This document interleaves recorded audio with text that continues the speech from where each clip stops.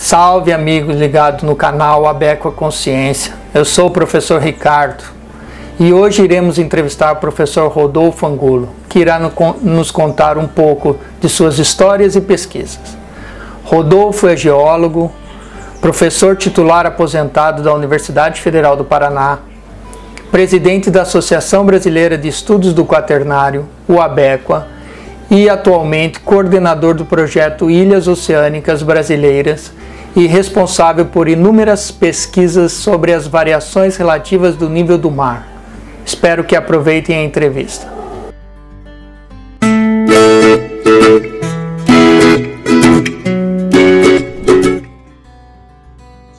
Olá pessoal, tudo bem? Estamos aqui com o nosso convidado, professor Rodolfo Angulo, professor titular da Universidade Federal do Paraná e presidente da Associação Brasileira dos Estudos do Quaternário. Tudo bem, Rodolfo? Tudo bem, bom dia a todos. Prazer em tê-lo aqui para um bate-papo, né, no nosso canal Abeco Consciência, tá certo? Então, primeiro, Rodolfo, eu gostaria de perguntar para você, né, que você falasse um pouco sobre a sua carreira. Ok. Bom, é um prazer estar aqui com vocês. Obrigado aí pela entrevista, né?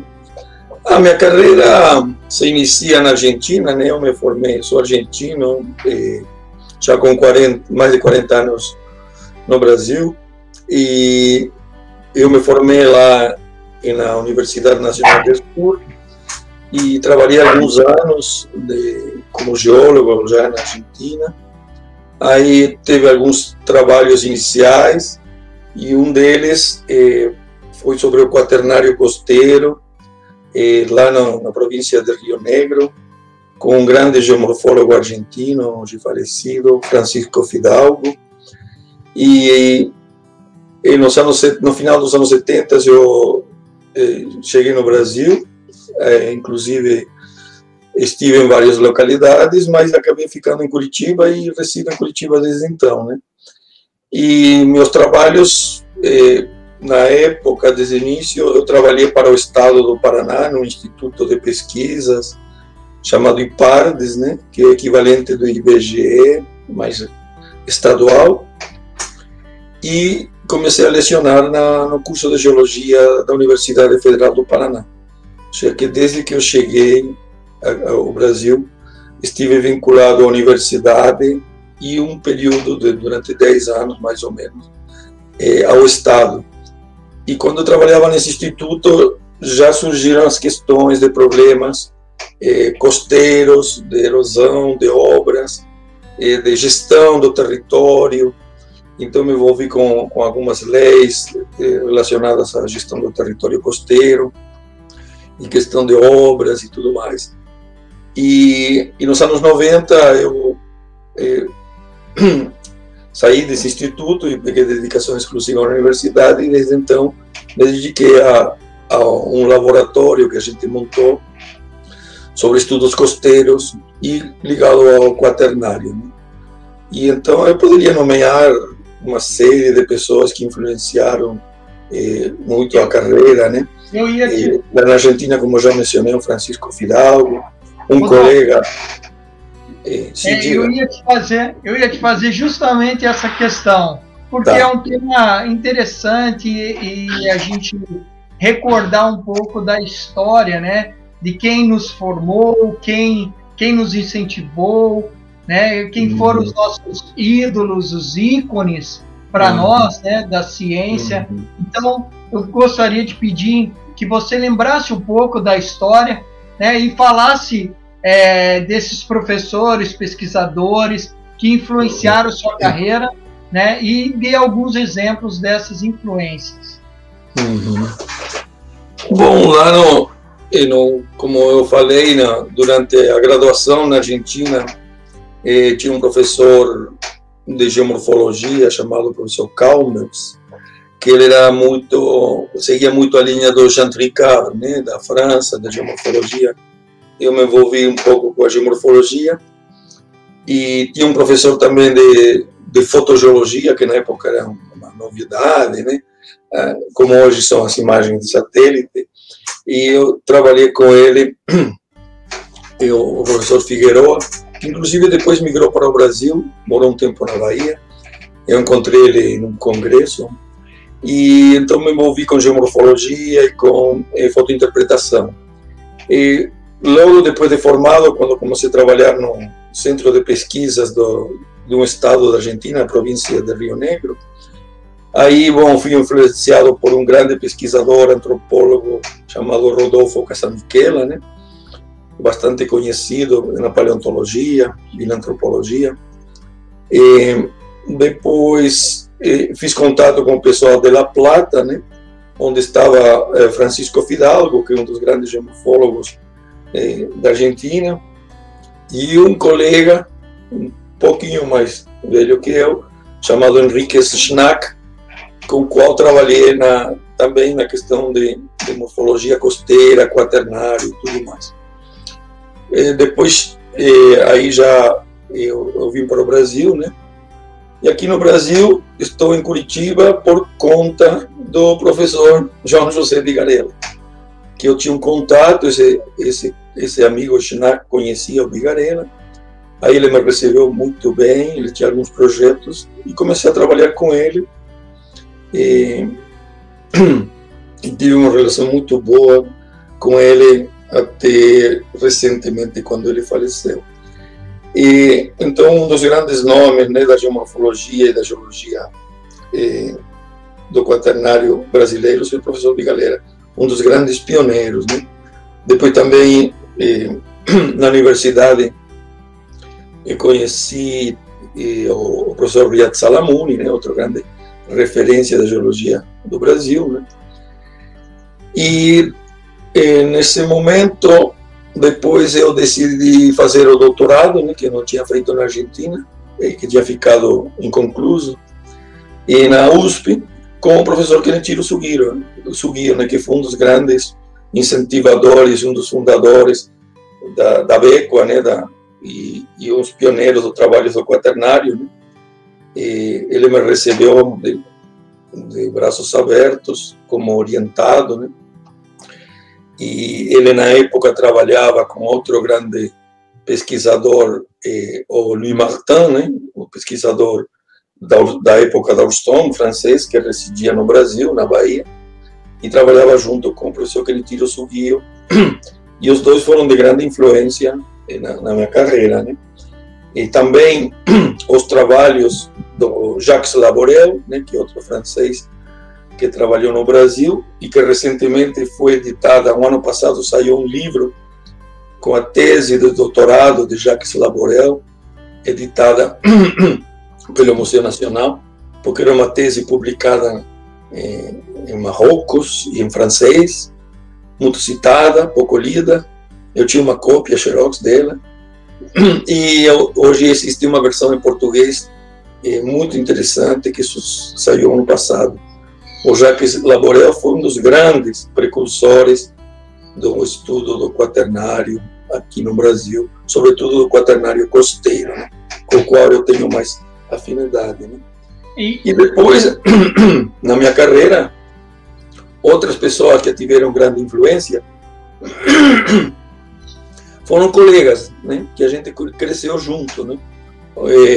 Eu mencionaria o Guilherme Lessa, né, quando esteve aqui no Paraná, no período, ele estava voltando da Austrália de fazer seu doutorado, aí ele esteve em contato com grandes pesquisadores australianos, o Peter Roy, o Andrew Short, o Patrick Hesp, e todos eles da escola australiana estiveram em contato com a gente, né?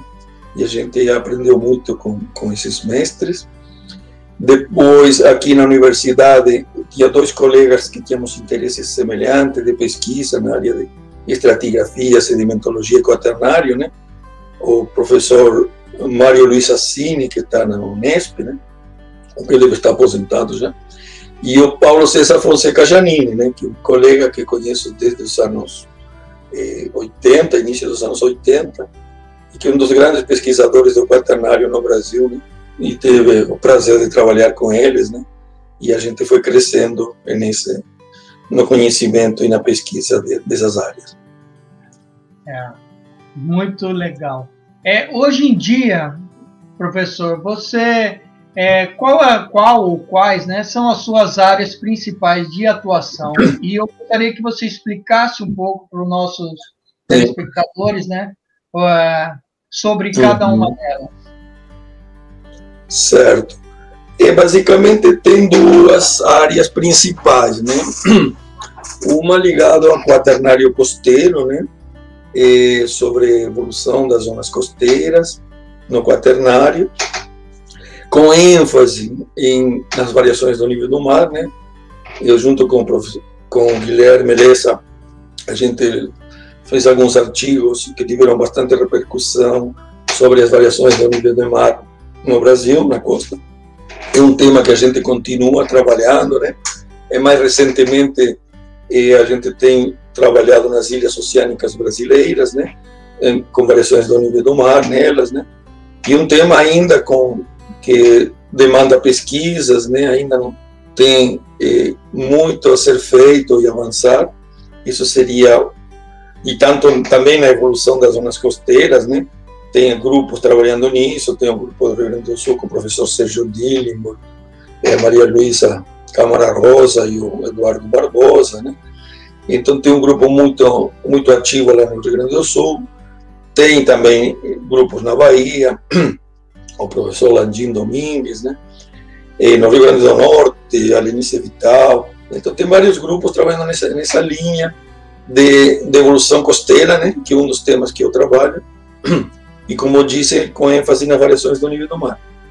A outra área que a gente trabalha e que é mais aplicada são em relação aos processos costeiros, processos de erosão, interferência entre as atividades humanas e os processos naturais, né?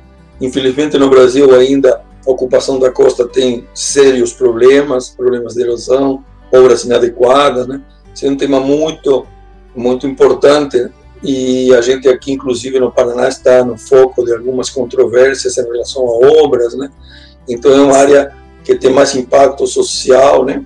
E que a gente tem levado esse tema para fóruns como o da Bequa ou do PGGM, né? E levantado a necessidade do Brasil ter mais pesquisa e mais discussões sobre isto, sobre a gestão costeira, né? E isso é uma área muito importante. É interdisciplinar, obviamente, né? A gestão, e a gente tem tentado avançar nessa questão, né? Eu também participei durante um período num programa de pós-graduação que tem aqui na Federal, interdisciplinar, denominado de Meio Ambiente e Desenvolvimento, que trata, entre outras coisas, dos problemas do desenvolvimento, e tem uma área específica de processos costeiros, né, de desenvolvimento de regiões costeiras, né. Como disse, interdisciplinar, que envolve desde questões da pesca, questões sociais, questões de gênero das pescadoras, né, e também problemas mais físicos e problemas de erosão costeira, etc. Essas seriam as minhas áreas de atuação.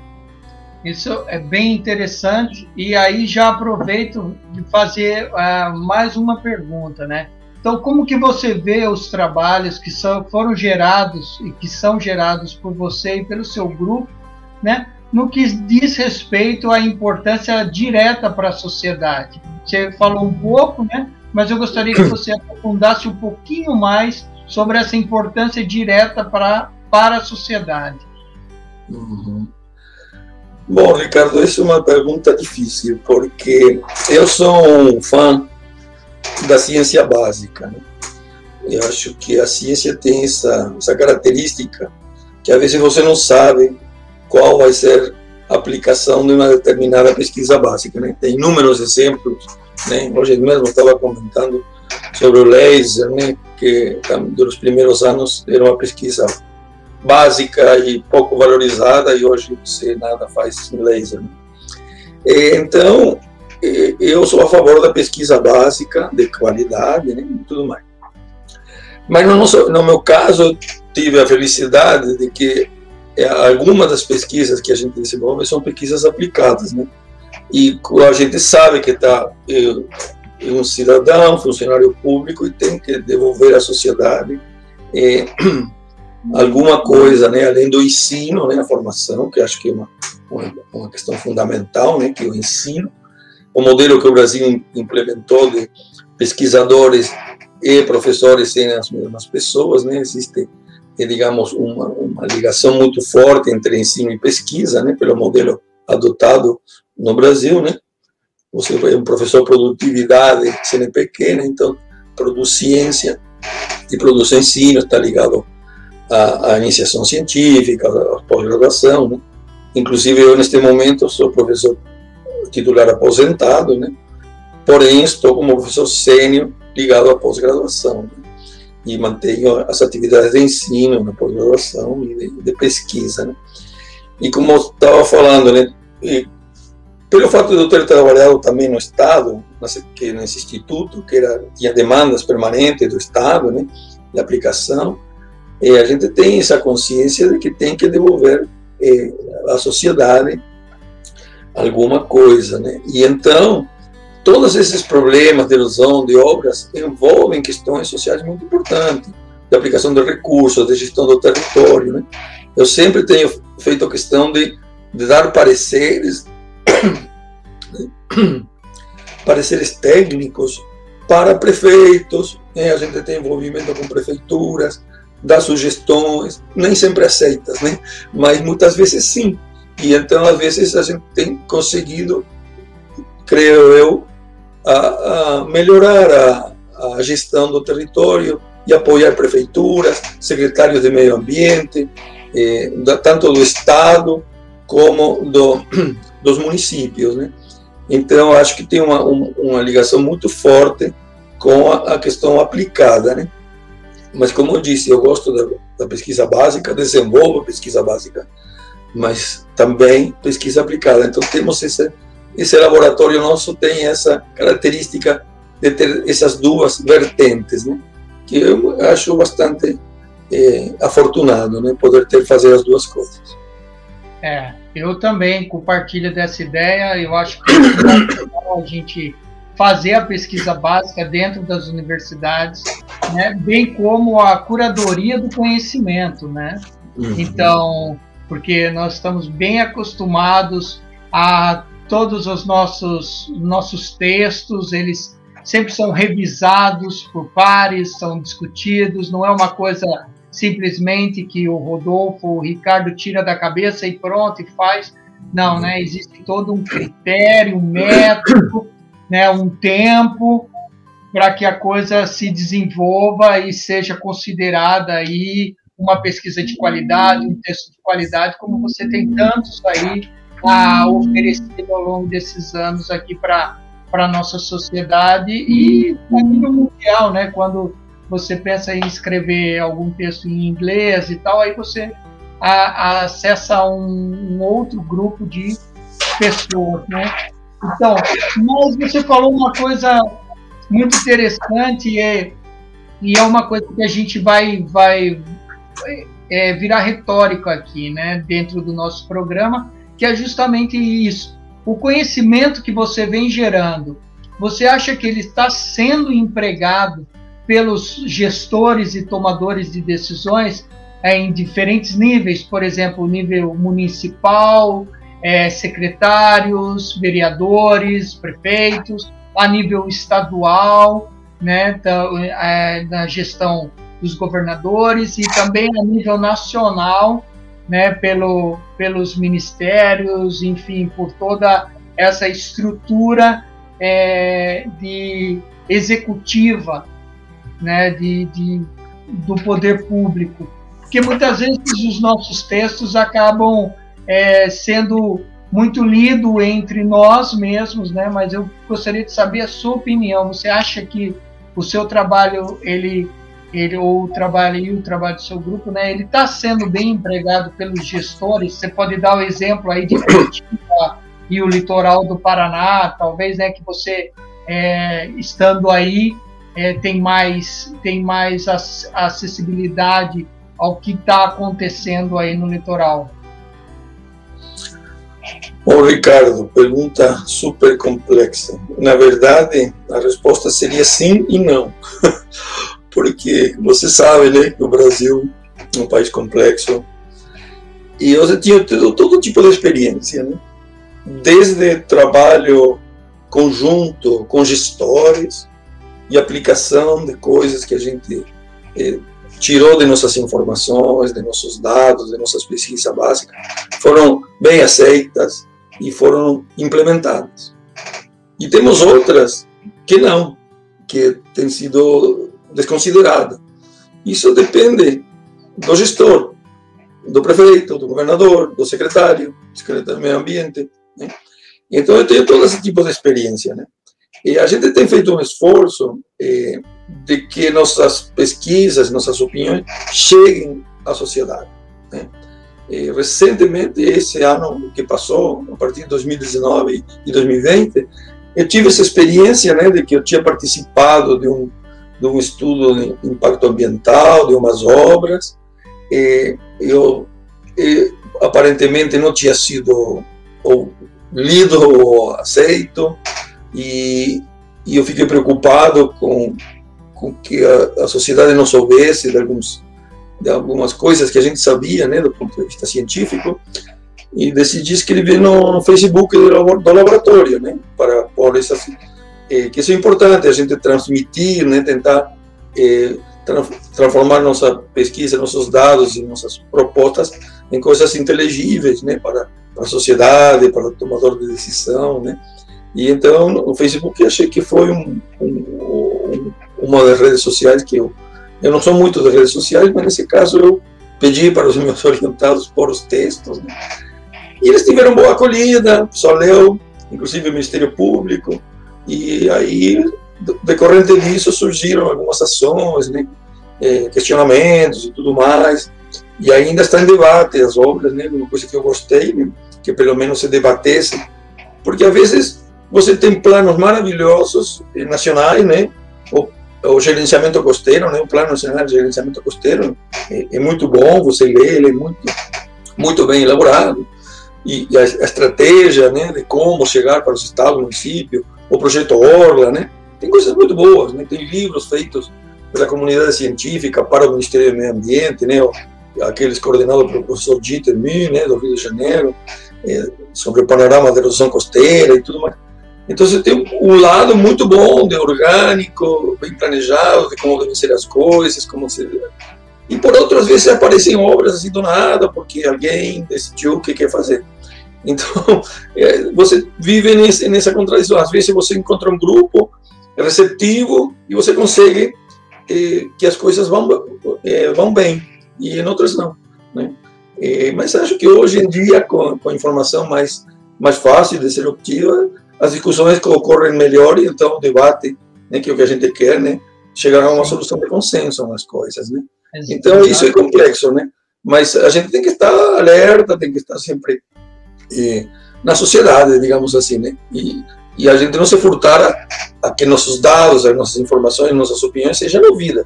Podem não estar certas, como eu sempre digo, né? Posso estar errado, mas vamos discutir, vamos conversar e vamos chegar a um consenso. Com certeza. Senão, né, a pessoa decide fazer um muro lá na beira da praia, né? Como a gente tem vários casos. Né? Quando uma pessoa não é tão grave, o problema é quando uma instituição, o governo... O próprio governo resolve fazer uma aula sem planejamento e chama um arquiteto só, né? Sem ter um grupo, né?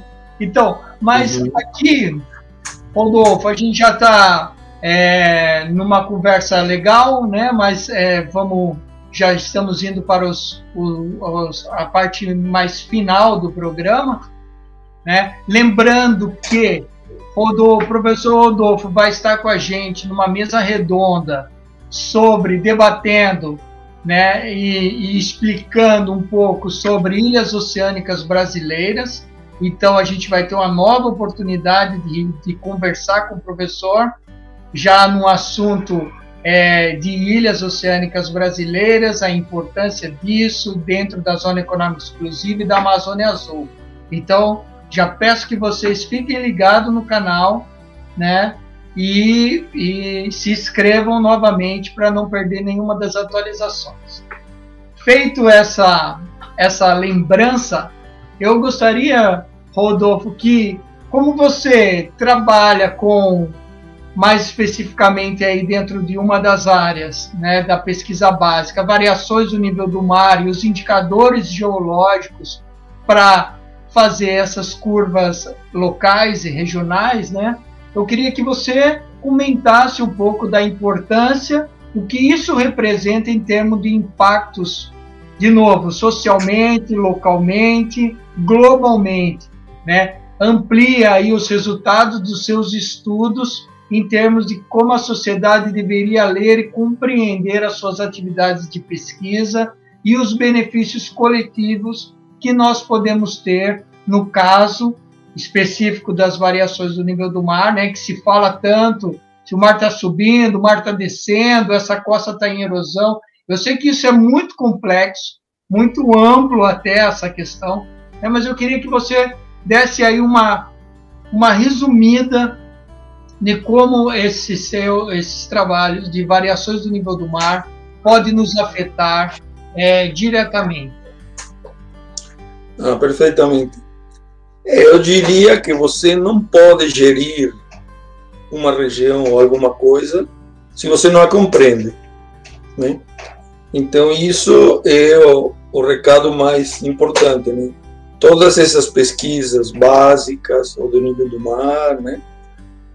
Elas na ponta vão permitir uma correta gestão das zonas costeiras, né? Ocupação, gestão, com benefícios enormes para o país, né? Você tem o Brasil, um país que tem uma costa gigantesca, grandes cidades, balneários, ocupação diversificada, né? E com características físicas e ambientais completamente diferentes, né? Então, é gigantesco, digamos, a necessidade de estudo das regiões costeiras. Uma das variáveis importantes nas regiões costeiras é o nível do mar, tanto o que aconteceu no passado como o que vai acontecer no futuro, né? Então, esse link é tranquilo, né? Essa pesquisa lá na ponta vai servir para prever e para tentar ver como que a gente vai, o que vai fazer com a zona costeira, se vai ter que recuar, se vai se proteger, que tipo de ocupação tem que ter, né? Mas só o nível do mar é uma variável, né? Então, a gente tem trabalhado, como falei, da evolução, né? E tem outras variáveis muito importantes. Uma que a gente tem detectado, né, é que a questão da quantidade de areia que você tem, né? O balanço de sedimentos, né? Então, essa é uma questão muito importante que a gente tem que estudar muito bem, porque dela depende também como vai ser ocupada uma região costeira, né? Então, e por isso que é um trabalho em equipe, por isso que é interdisciplinar, né? Então, trabalhar com a evolução costeira tem que trabalhar com o nível do mar, né? Então, isso é muito importante para a sociedade, né? Ter pesquisa básica de ponta, antenada com o que está acontecendo internacionalmente, né? Mas sempre com olho para a aplicação e para a gestão, né? Então, acho que isso para mim é super claro, né? Como eu disse, eu tenho a sorte de, no seu laboratório, eu tenho as duas vertentes, né? Nem sempre todo mundo tem. Também não é necessário, né? Pode ser, tem gente que trabalha com uma parte aplicada, outra com a parte básica. No nosso caso, como somos poucos, né? Talvez pelo fato de ser poucas pessoas, a gente consegue fazer as duas coisas, né? Mas isso é tranquilo, né? E esse conhecimento básico permite você gerir uma coisa. Se você não a conhece, não vai fazer a coisa certa.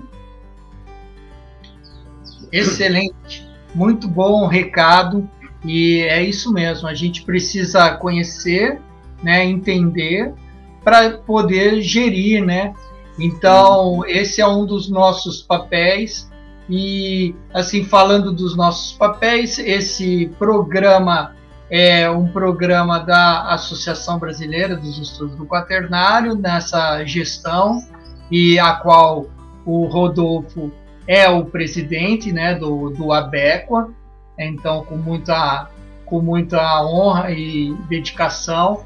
Eu gostaria de finalizar com 3 questões. A primeira é, já que nós estamos aqui no canal do Abequa, qual é a importância do Abequa para você, aproveitando o link das Nações Unidas, da ONU, que abriu a década dos oceanos, né, como a diretriz de 2020-2030, né? Então a ONU 2030, o calendário, década dos oceanos. Então, qual é a importância dessa década dos oceanos estar representada dentro das Nações Unidas?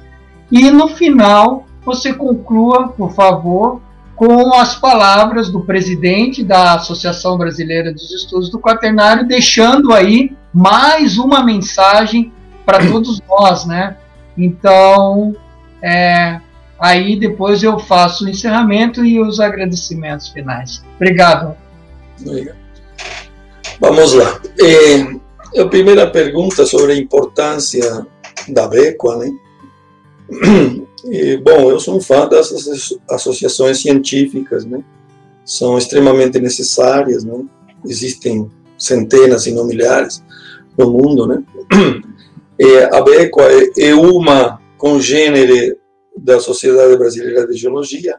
Ela surgiu dentro da Sociedade Brasileira de Geologia, primeiro como uma comissão e finalmente como uma associação, né?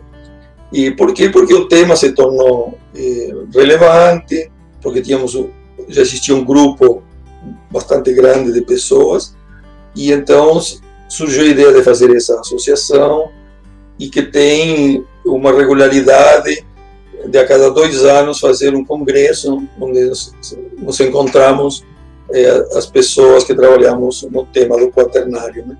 Que é um tema super relevante da geologia, né? Que é o último período geológico, né? Onde se inserem as atividades humanas, né? É uma associação onde tem espaço para multidisciplina, é multidisciplinar, né? O quaternário só pode ser estudado de forma multidisciplinar, né? Eu falei muito aqui da geologia costeira, porque é a área que eu trabalho, mas tem outras áreas tão importantes quanto na Abequa, né? Da parte quaternário continental, né? Sobre temas específicos de microfósseis, de paleontologia, de arqueologia, de solos, né? Tudo que tem a ver com o quaternário. Tem uma associação muito interessante, como eu disse, interdisciplinar. A interdisciplinar, eu sou um fã, acho que sempre abre portas, né? Sempre visões diferentes sobre o mesmo objeto, sobre o mesmo tema, são fundamentais e ricas para o melhor entendimento da natureza e da geologia, da geomorfologia, né? Então, essa associação, eu acho que, como eu disse, é congênere da Sociedade Brasileira de Geologia. Existem outras, existe uma associação internacional do quaternário, INCOA, né? A qual a Abequa está ligada, que ela faz um congresso internacional a cada 4 anos, né? E depois tem as congêneres de outros países, né? Que a gente tem relações também, né? Já fizemos aqui congressos com participação de pessoas da América do Sul, da Espanha, de vários lugares, né? Então é uma associação muito dinâmica, pequena, com problemas financeiros, como todas, né? Mas eu acho que o Brasil deveria, e os pesquisadores, investir mais nessas associações, né? Porque são fundamentais para o crescimento da ciência, né? No Brasil, né? Então eu acho que teria que haver talvez umas linhas de financiamento para as associações científicas, que muitas delas sustentam, como a nossa, uma revista, né, científica, e que sempre está com dificuldades financeiras, mas que são fundamentais para a ciência e para a ciência e para o ensino, eu diria, do Brasil, né?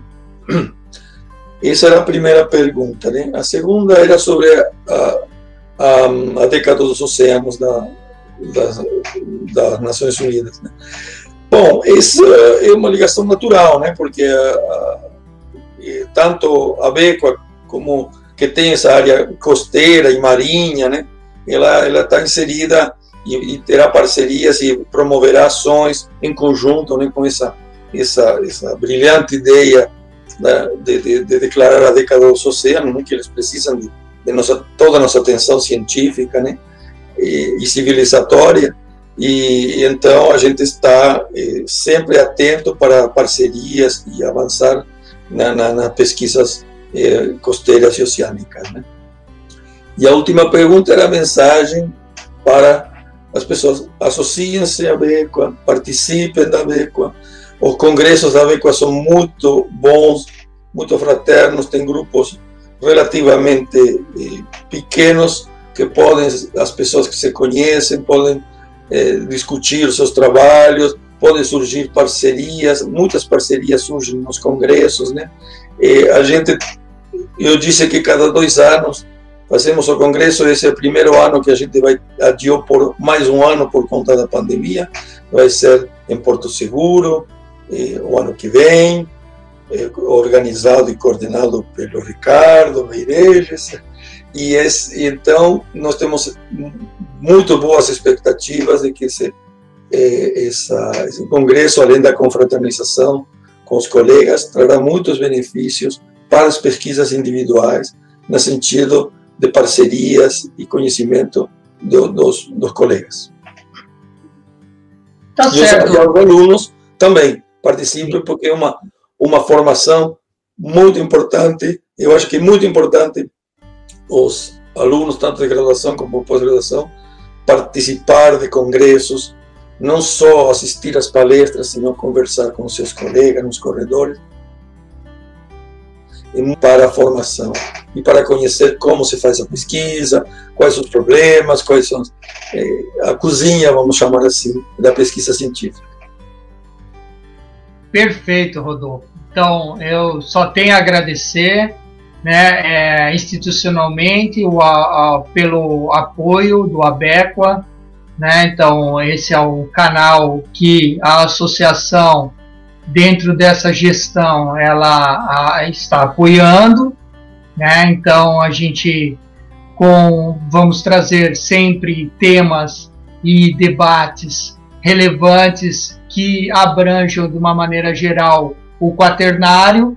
Então o quaternário diz respeito, a gente chama quaternário dentro das geociências, mas na verdade dentro das ciências humanas, poderia ser uma parte da idade do homem, né, desde o surgimento dos homens das cavernas até os dias atuais, passando pela Revolução Industrial, passando agora por mais essa nova revolução do século XXI, né? Então, são pesquisadores que estão antenados, interessados e associados, né, nesses debates das mudanças, das variáveis, das alterações sociais, humanas, antropocênicas, antropológicas, geológicas, oceanográficas, geográficas, enfim, né, como o professor Rodolfo disse,